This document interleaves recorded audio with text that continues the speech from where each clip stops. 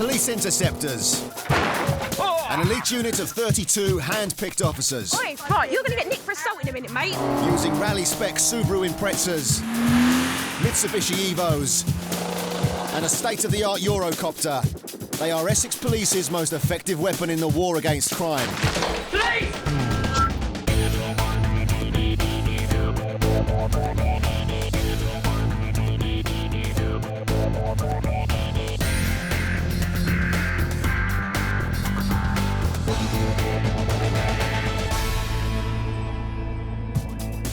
In tonight's programme, a car thief on the run. Stand still! Stay there, dog unit! A wake-up call, Interceptors style. And the boys get a bit of an eyeful. Whoa! Interceptors HQ, Boreham. It's the start of the day shift for PC Mike Bignell. Known throughout the team as Biggers, he's out today in one of the rally-spec Subarus. Seconds into the shift, a call comes in about a 4x4 that's just been pinched off someone's driveway. We've got a Mitsubishi Warrior's just been stolen, and we've got several units making their way into the area. So hopefully we'll be able to locate the vehicle. Yes, main road in Everyone. Biggers floors it to the stolen Warrior's last known location near Malden. Other units are also en route.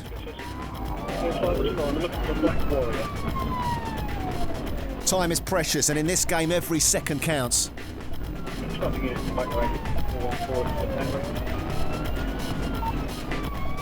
After combing the area for the stolen vehicle, Biggers gets a call about a potential match. Tango Romeo 4, show me making from Malden. So they're trying to get it so I can set up at junction 18. Possible sighting of it. Try and make the best progress we can. After a 2-hour search, Biggers had no luck finding the stolen Warrior. No, Nissan, I think. The car may have slipped through the net this time, but every cop in Essex knows the Mitsubishi is top of their hit list. The Interceptors won't rest till they get it.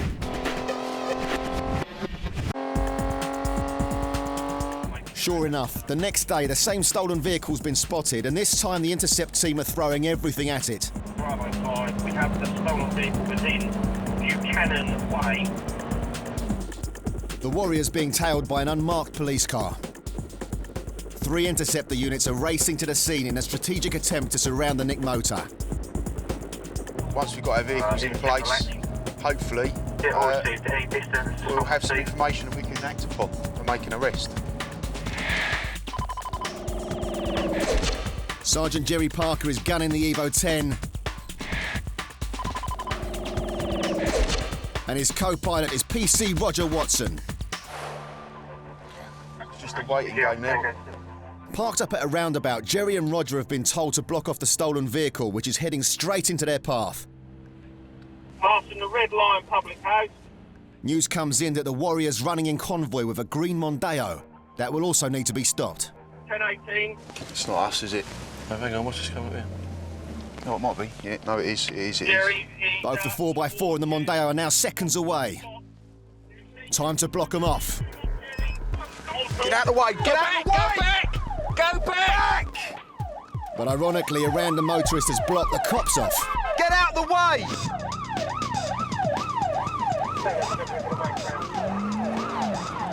Roger spots the Mondeo heading towards them. Jerry thinks on his feet and slams the Evo in reverse.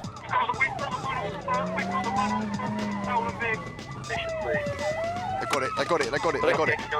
Fortunately, another police car behind has got it stopped, so Jerry races towards the Warrior. There's women in there. The driver's dumped the car, shot through the hedge and sprinted off into the field. No, it's not one of ours. An undercover officer is already in pursuit. The Interceptors spring into action. Stand still!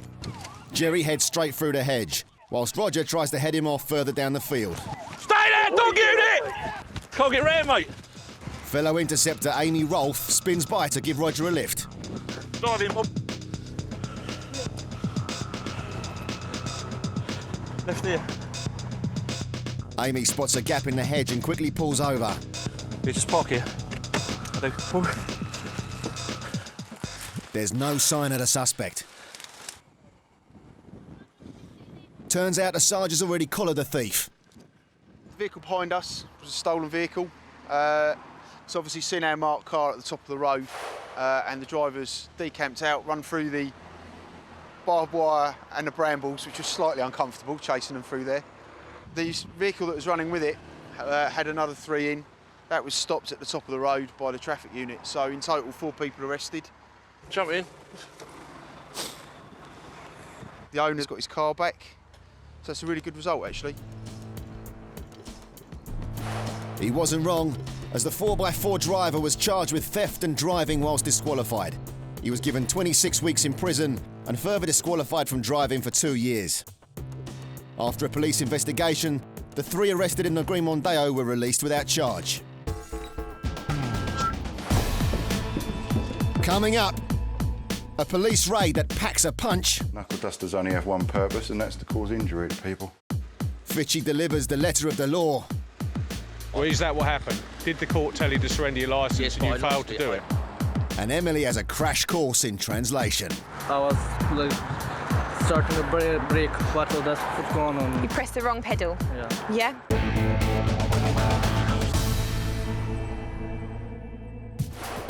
Coming up, the chopper commands a massive police hunt. One of you needs to get back in your car ASAP. He's almost on the track.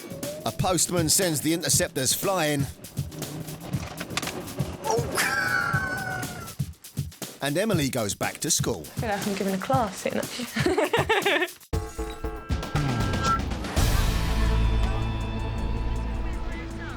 Clacton-on-Sea, one of Britain's busiest seaside resorts in the 1970s, is now more tailored to those seeking a quiet retirement than all-night raving. However, what from the outside can look like a peaceful, unassuming residential area can often be hiding something altogether more sinister, as the Interceptors are about to find out. They've got intelligence about a big drugs factory or a place used for drying cannabis in the Clacton area. So we've shot over to Clacton to help them with the method of entry and forcing entry to the premises. Driving straight from an ANPR operation, PC Grant Snow is in the not-so-high-spec transit van. The police have just received information from a member of the public about a property believed to be a drugs den. They need to get in there as quickly as possible, so Grant, along with Interceptors Flinny and Emily, have been called for an emergency briefing at the Clacton Retail Park. We've got the force support unit here. They've got various ram systems that can be used to force a door frame. The warrant's already here. We've had a briefing. We've got an unmarked unit at the scene, keeping an eye on the house to make sure nobody comes and goes. We'll be going to the address en masse. One vehicle parking out the front, the others down the side. We'll then go up the driveway, force entry to the property, secure it at the rear, and then gain entry and start searching it, see if we find any drugs and detain anyone that's in the house. A lot of time and resources have been ploughed into this job, and the Interceptors are optimistic. In fact, the house isn't made of brickwork, the house is made of cannabis. Don't hit it too hard, it'll fall down. After a quick briefing, the team hit the road.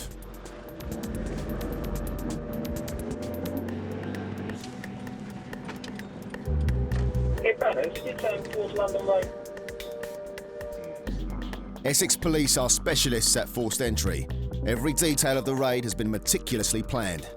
They'll go in that road, all the way around, so they're all going to come round past where that bloke's standing now by the hedge, and that should be the house there on the corner. Cautiously moving into position, the cops prepare to creep up on the target property. It's crunch time.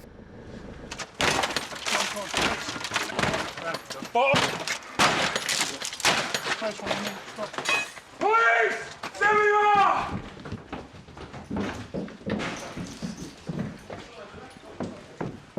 They made short work of the door, but there's no sign that anyone's actually living in the house. And more worryingly, there's no sign of any drugs either. Oh, you must be joking. I found it. Have you found it?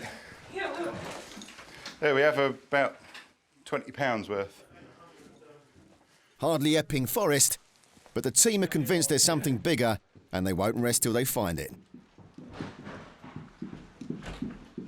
Meanwhile, Grant can see that these saplings are just the first stage of a much bigger operation. They start off growing like that underneath artificial lighting, and they just grow up with the heat. When they're only about 2 inches, they've got quite a bit more growing to do. You're not going to get much out of that. I'm used to seeing cannabis plants that are sort of 2 or 3 foot tall. A bit like the ones the team have discovered downstairs. It's a little bit more substantial in the garage. This is a massive drugs operation with the entire room set up specifically for the cultivation of cannabis. It's a bit more like it, makes the warrant a bit more worthwhile, doesn't it? I was a bit disappointed when we went upstairs and just found that little tray. But to find all of these... Marijuana farming is a growing business, with 90% of the illegal substance now produced in UK factories like this, with setups becoming more and more sophisticated. You see where they've insulated it to try and keep all the heat and light in. And they've gone to a lot of expense getting in a proper extraction system, keep it well ventilated. Outside, the team then discover an even bigger drugs plantation, 3 times the size of the first one. This outbuilding in the rear garden is a very similar setup to the garage. Just that there is one mature cannabis plant. Pick all the leaves off, dry them out, bag them up, sell them on, and then more leaves grow back. Probably get about 10, 15 little bags off of that. It's about £10 for a bag. There's about 115, 120 plants in here and 70 odd plants in the front. That's nearly 200 plants in total. Quite profitable. And he's not wrong. With Grant's estimate of 200 plants, this factory could potentially produce around £20,000 worth of cannabis each month. Drug gangs running these operations usually hire someone to do all the growing and take all the risk. And this one appears to be no different. They've got obviously all the necessary chemicals, and then up here, Cannaveg 25 millilitre per 10 litre, Terraflors 50 millilitre. So maybe the people that are looking after this aren't that experienced, and somebody else has told them how to grow it. The cultivation and distribution of drugs is a dangerous business, so it's no surprise that Grant discovers a variety of weapons. Very large knife, just left out on the side. And next to that, a nice set of brass knuckle dusters and a nice set of chromed up knuckle dusters. Knuckle dusters only have one purpose, and that's to cause injury to people. Probably use those to defend themselves when they're out with the drugs. It's a shame we didn't catch anyone here today, but the way it's all set up with the irrigation system and electric lights on timers, they're probably only coming in once a week just to feed and water everything, and then going away, leaving it to do its own stuff, and then coming back to harvest it. As in this case, a tip-off from a member of the public is often the only way these factories get discovered, but it's a miracle anyone's noticed it at all. Anyone walking past, this is just a normal house, they wouldn't think it's a drugs factory. And this could be going on in any street, could be going on next door to someone. No idea. What we need is people to be a little bit observant, and if they do see something suspicious, give the police a ring, and then we can come down and deal with it and see what we find. Because this easily could have been a terrorist cell, not just cannabis, it could have been a terrorist cell. No one around here would have known about it. Officers seized and destroyed over 300 cannabis plants from this factory, with a street value of around 100 grand.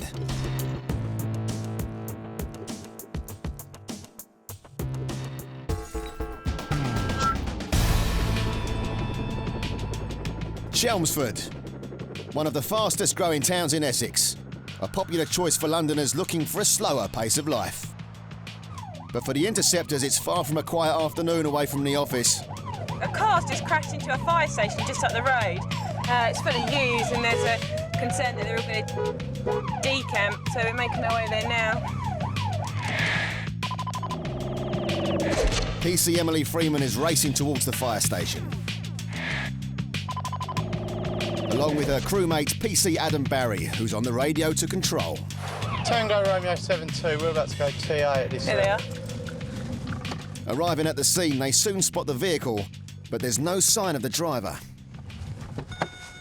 Is he coming back, the guy that's walked off? Yeah? Oh, right. OK. They only live at Oh dear, what a pickle. She's come off this road just through the fence. Right. But there's no one else, other person involved.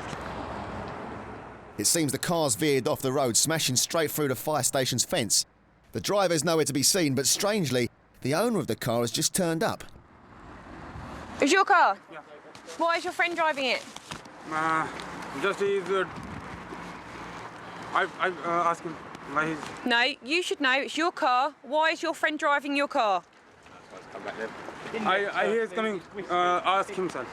No, I'm asking you. Why are you not driving your car? Why I'm just in my home. You weren't in the car when it happened? No. So why is he driving your car? Does he not have his own car? Maybe the driver can shed some light on the situation. Excuse me? No, you, come back here. He's not getting off that lightly. Can you come down as well, please, sir? He's not speaking English very well. OK, can you translate for me? Yeah? Yeah, can you translate for me? Actually, the man who translates properly, he comes. OK, but just to confirm, it's your car and he was driving? Yeah. OK. While she waits for the translator, Emily has a go herself. Actually, mistakenly, I was like starting a brake. What's going on? You pressed the wrong pedal? Yeah. Yeah? OK. Not bad. She now has to confirm whether the driver had permission to use the car, and if so, was he insured?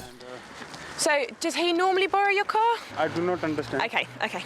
Fortunately, his friends arrived to help translate. What I was trying to ask this gentleman here is, does he normally have permission to drive the car? No, he's driving car without my permission. Without your permission? Yeah. So he I'm just parking here. So he didn't. So just to clarify, this lad here didn't have permission to take the car. No, actually no. He didn't. I think what actually happened? I'm just coming here and park the car in the front of my friend's house. Yep. Yeah. And I'm going inside the house. He put the keys and drive just for parking in the in the front of the door. He's just parking in the up of the front door. So he was going to move the car. Without my permission. He's saying the lad in the red shirt didn't have permission to repark his car, but Emily spotted a flaw. No, because he came from that direction. So he has been on the main road. He's just coming here for he was trying to turn into there, but he's hit here. Yeah, he was trying to turn the car, I think. OK. And he's told me that he's hit the accelerator instead of the brake by accident. Yeah. He is allowed to. The lad in the red top was supposed to move the car onto the driveway, but instead took it for a spin up the road and stacked it into the fence. What's going to happen now is this gentleman's going to be arrested for taking a vehicle without consent, OK? What we'll have to do is take a statement from this gentleman saying that, no, he didn't have permission to take the car. Taking someone's vehicle without their permission can earn you 6 months in prison, so before they get the cuffs out, Adam wants to confirm nothing's been lost in translation. He didn't have your permission, yeah, to drive that vehicle? Is that right? Is he still saying that he had no permission? He's just the park in the front of the door. Hold on, he's changed his tune. Now he's saying he did allow him to drive the motor. What he's saying is I allowed him to park in the driveway because he parked it on the road. But I think he shouldn't have come here in no way. No, but if he gave him permission to drive the vehicle, obviously he's come down here trying to turn around and he's had the accident, so he did have permission to drive the car. He did have the permission to park it in the driveway. Yeah. Right, OK. With that cleared up, Emily swiftly moves on to the issue of insurance. And it's not looking good. So he doesn't have insurance? No. Does he have a driving licence? He has, I think, the international one. We're going to be seizing the vehicle because he let him drive it knowing he didn't have any insurance. You may have to pay for the damage yourself. OK? Inside the fire station, Emily's keen to avoid any further confusion by giving the lads a quick lesson in car seizures. I have to tell you that there is a fee to get the vehicle back. It's about £150, OK? And every day that you don't recover it, it goes up. Yeah, not good. What I also have to do is report you for driving a vehicle with no insurance. But one pupil isn't paying attention. Excuse me. Sorry. Because you knew that he didn't have insurance, but you let him drive the car, OK? I'm going to also report you for the offence of permitting no insurance. I feel like I'm giving a class sitting up here. The lad who crashed the car failed to turn up to court and is currently wanted on warrant. For allowing his mate to drive with no insurance, the case against the car owner is ongoing. Coming up, 3 suspects take on the Essex chopper. 99, decamp, 3 out and running across fields. And Russ gets technical. Oh, that's for the limited slip differential. Not that would have you'd have an idea what that is.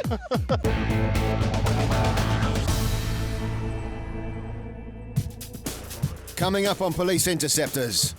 Tempers rise in Tilbury. The court told you to surrender your licence and you didn't bother to do it. But can I just explain what happened there? Well, is that what happened? And the team start training the next generation of interceptors. Why don't you press that button? Oh, you're clever.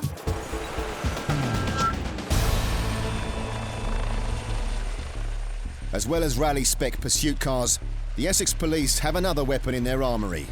The fast and furious Eurocopter, which has just been lifted to reports of a 4x4 failing to stop for police units in North Weald. With its high-tech cameras, the £3 million chopper is more than just a pursuit response unit. Alongside the pilot, the front air observer films the ground below. This is monitored by the officer in the back who communicates the findings to the units on the ground. Within minutes, it's hot on the trail of the runaway vehicle. 99, it's towards the Ongar radio station. After a high-speed pursuit on road, the 4x4's headed into a field full of cattle in an attempt to avoid the law. QH99, any further? Yeah, it's now running to the railway station. There is a police car that's almost going to have a head-on with it in a second. It's in the field to your left. Bear with me. Carving through the field in the pitch black, the driver's just inches away from wiping out a dairy cow as he floors it away from the police car on the road. But in these situations, the cops will keep going till the cows come home. And that doesn't look likely. They're back across the field, going back towards Blake's. 99 to local units, we're going to try and light him up. The chopper's onboard light, known in the trade as the night sun, helps alert the police cars on the ground to the exact location of the tearaways. And lamp on. The light doesn't register on the thermal imaging screen, but it's enough to rattle the suspects as they flee on foot. 99, decamp. 3 out and running across fields. Heading to the town of North Weald, High Road, North Weald.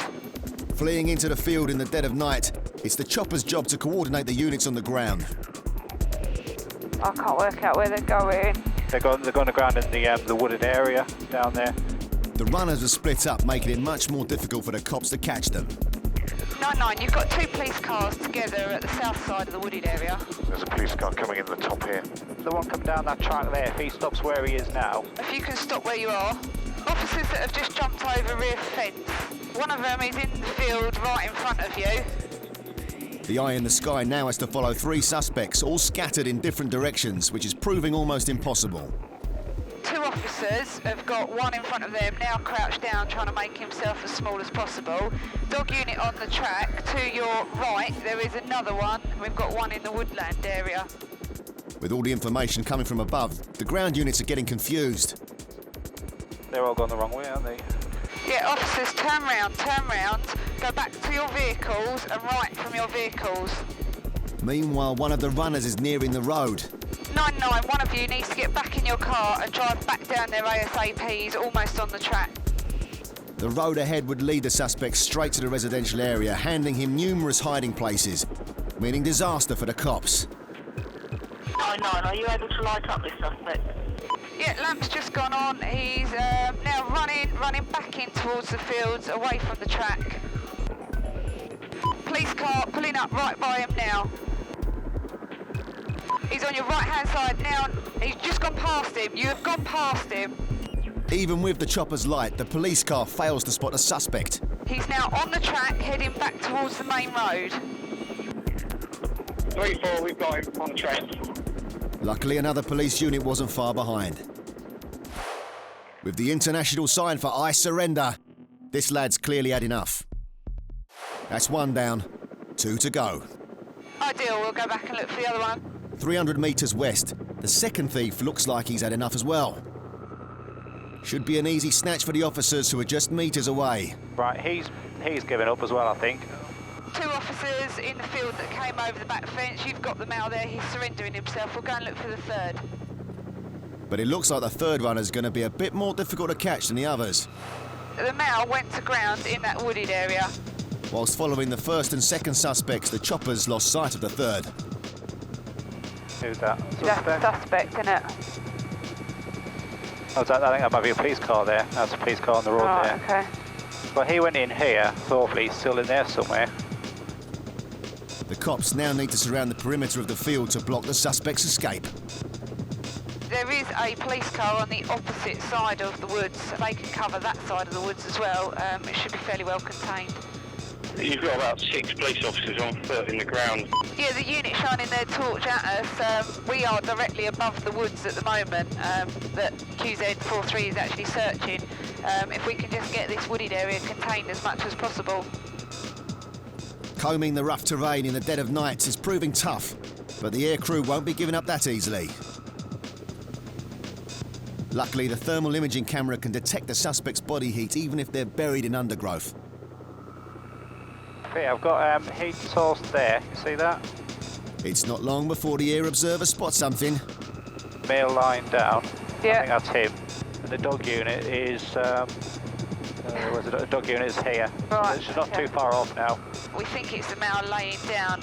If you can just keep carrying on the way you are, you will come across him eventually. They waste no time in guiding in the dog handler. Dog unit on the perimeter with an officer with them. You're getting closer to him now. Yeah, head right now. About 6 feet into the bushes. About 6 foot in front of you. Even with the suspect just a few feet away, it's difficult for the ground units to see anything whilst wading through the bushes in the dark. He's put in the right direction now, anyway. Yeah, and when you get over that stumbling block to your left, to your right. Remarkably, the suspect still thinks he's hidden. Dog's pretty much on him. Yes, sir. Well done. Yeah, he's coming out. He may have outplayed his accomplices, but in this game of hide and seek, he was certainly no match for the combined efforts of the Essex Chopper and Dog Unit. I believe we've now got 3 detained and there was only 3 seen. With all 3 suspects finally in cuffs, it seems like the police aren't the only ones interested in the abandoned vehicle.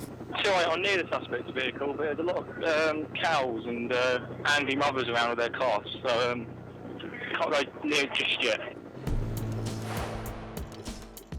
They may have upset the cows, but after a night at the Nick, the 3 arrested were released without charge.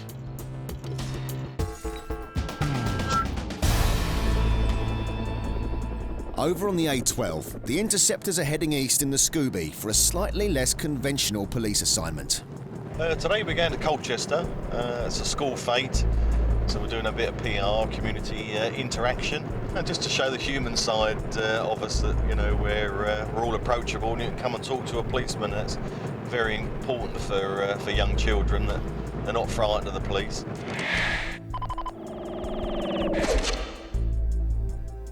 PC's Russ Gay and Amy roll for the lucky officers chosen by the Sarge to represent the team at the Colchester Fete. But first, it's a quick pit stop at the old Interceptor base in Stanway, as it's bath time for their beloved Scooby. Each Interceptor car can cover up to 2,000 miles per week, so they need plenty of TLC to keep them in peak condition. That includes a thorough hosing down every so often. But for Amy, the shampoo's out for another reason. So it looks nice and pretty for when we go to our fete. And the kids are amazed by how clean it is. With the Subaru squeaky clean, it's time to hit the road.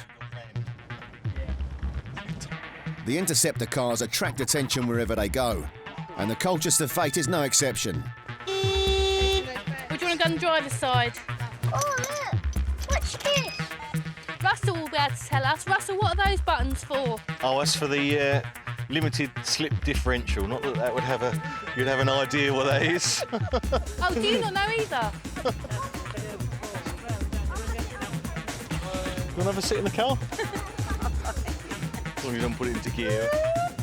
Training begins for the next generation of police officers. First of all, unusually, look at the roof. We've actually got red roundels here for the helicopter. Everyone else has got white ones. Take a seat. Subaru Impreza, 155 miles per hour. Why don't you press that button? Oh, you're clever. Do you like police cars? Well, do you want a little badge? Do you know what car that one is? That's one of the new ones, the Evo 10. All we've got is lights and sirens, and it goes really fast. It's been very interesting. Been loads of kids all come and have a look at the car, as you would expect. I think mums and dads are more interested than most of the kids because they're quite young. A morning showcasing the Scooby can give you quite an appetite. Yeah, it's time for lunch. Doesn't take Russ long to track down a bit of tucker. Lovely, cheers. And a can of drink, please. It seems today the Scooby's not the only thing to put a smile on Russ's face. Blimey, that's what you call a sausage.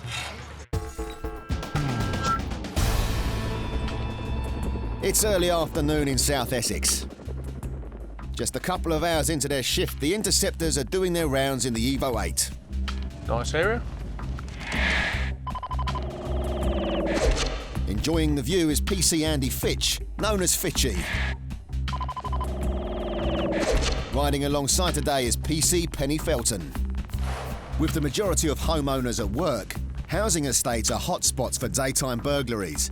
And it's not long before Penny notices something suspicious.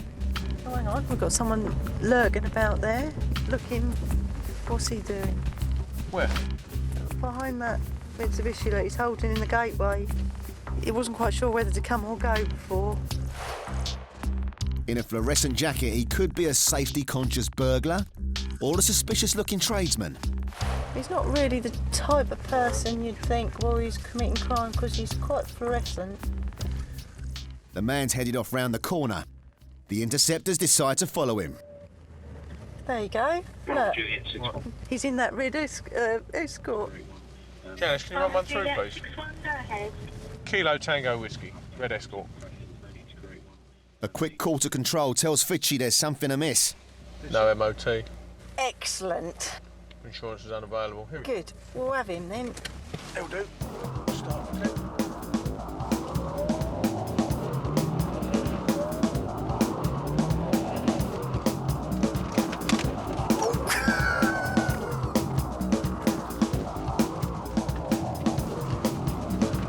Get ready for Michael.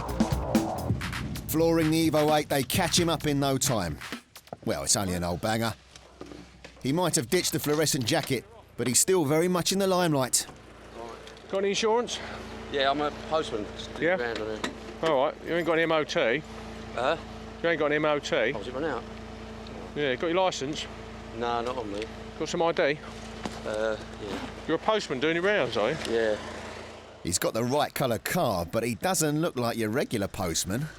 Where's your mailbag then?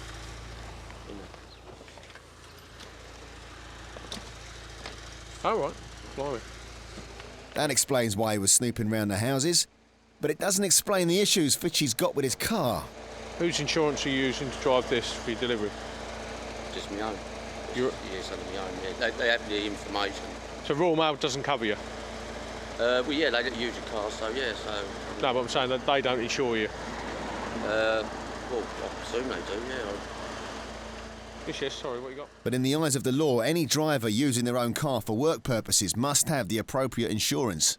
And Fitchy's discovered an issue with his driving licence. Fella, you've got an expired driving entitlement. Last updated 97, which means somebody's been trying to contact you probably and you haven't been responding to the communication. Did you have a drink drive or something back then? No, I lost my licence for 6 months and then... Never reapplied for it? No, I didn't think I had to. Every band driver must surrender their licence to the DVLA. They are reissued with a new one once the band has ended. Remarkably, this fella's been driving illegally for over 13 years, so Fitchy wastes no time spelling out the letter of the law. Right, so in other words, the court told you to surrender your licence and you didn't bother to do it. But can I just explain what happened there? Well, is that what happened? Did the court tell you to surrender your licence and you failed to do it? I actually lost my licence. Then you found it? Right, and then I found it when I Right. moved. 'Cause it was... So you haven't got an entitlement to drive at the moment, so I'm going to be seizing the vehicle under Road Traffic Act. I'm going to report you for driving otherwise in accordance with a licence. Must caution you, you don't have to say anything. May harm your defence if you don't mention now something later relying in court. Anything you do say may be given in evidence. If I can have the ignition key, you can keep the other keys that are on there. He basically lost his licence and he's kept hold of the card. Some people do that. Not suggesting he has, but some people do it because they like to have a licence to produce when they get stopped by the police, especially if they're disqualified. Might be what happened in this case. Either way, it suddenly turned up and he still failed to return it. Meanwhile, Penny's got some news about his insurance. It appears he does have a policy current at the moment, but it doesn't appear that he's got any business coverage on his insurance. As well as not covering him for work, his insurance is technically invalid as he's got an expired licence. With a clear-cut case for a seizure, for once Penny's excited about the paperwork. Oh, can we stick this on? What's that, mate? Yeah. This is what we now stick on cars when we found that they don't have any insurance, just to alert other people, obviously, not to drive without any insurance. It's left to Fitchy to deliver the bad news. So basically, you're going to get reported for driving without a licence, no insurance and no MOT. For the cops, the message is signed, sealed and delivered. OK, if you want to grab whatever you need out of it in your kiddie seat or whatever. With his car about to be seized, this postie now has a stack of mail to deliver. On foot. He was later stamped with a £350 fine and 6 points for driving on an expired licence with no insurance. But as usual, the Interceptors delivered a first-class service. Coming up, the quickest confession in history. Are you? I am, yes. You're disqualified, are you? Yeah. Till 2013? Yeah. And it's turning into Carry On Police Interceptors. Whoa!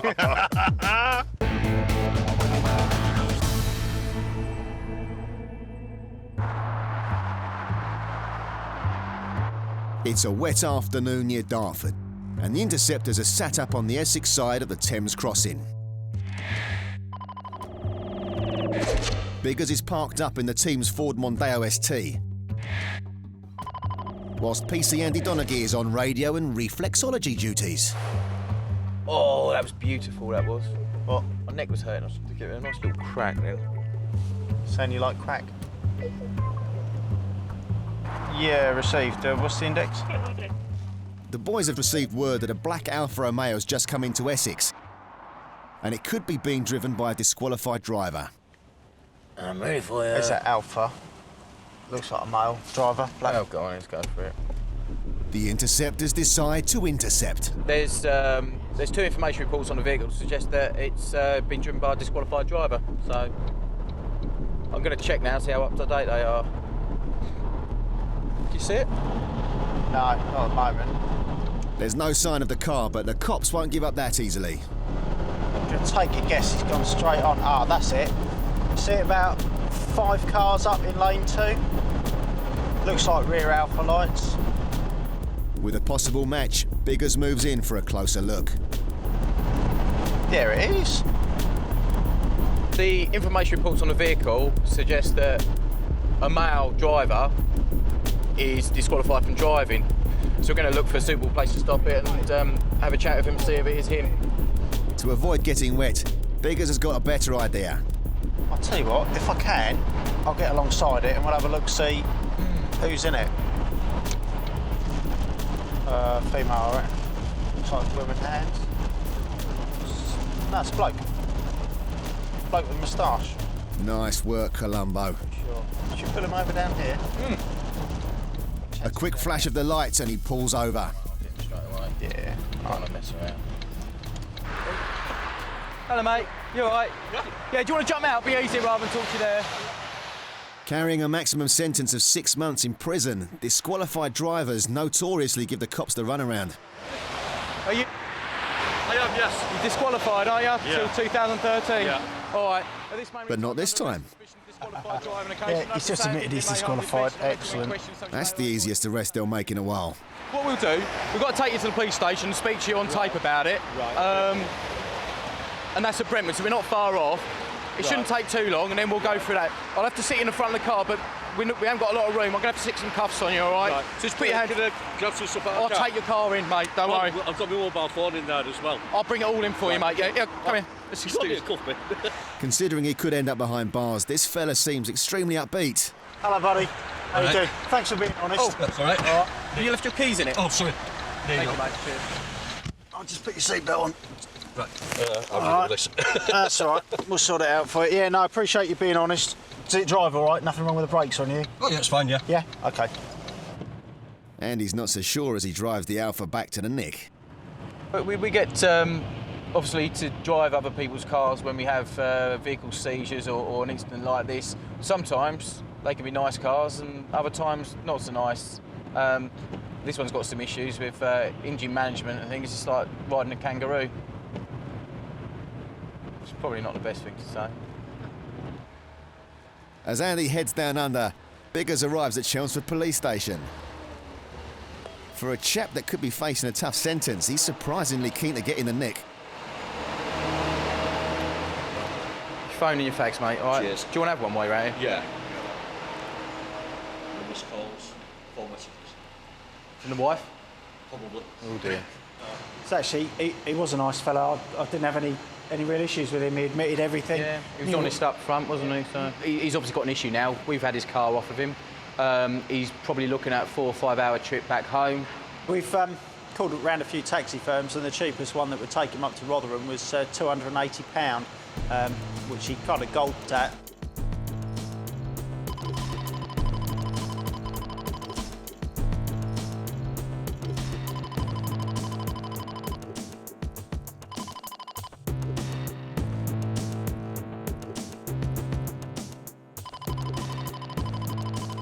And the wife? Probably. Oh dear. It's the start of the night shift in Boreham. The Interceptors are heading over to Waltham Abbey in one of the team's Mondeo STs.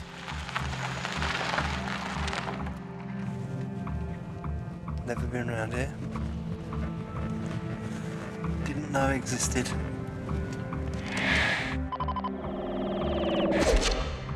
The crew of PCs Grant Snow and Sean Gurney are patrolling an industrial estate renowned for some heavy-duty crimes in the past. Used to have loads of burglaries down here, real hard ones with shotguns and everything. This building here is a huge place for mobile phones, and it used to get burgled all the time, ram raids, firearms, the whole lot. With that in mind, Sean's keeping extra alert, and he soon catches a glimpse of something up ahead. Down there, look. Maybe it's one of those gangs Grant was talking about. Time to investigate. Yeah, it's flashing. They're filming down there. That is someone... Someone in a shiny outfit. And they're taking photos. What are they doing? That was a proper photo thing. Is it a lady naked? Bizarrely, there's a woman in a silver cloak being photographed. I said there's a ghost down there. Hello, no, just a belly dancer with wings and cold feet. What on earth is going on? Photo shoot. He chooses his times, doesn't he, eh? Industrial estates aren't usually a place for artistic inspiration.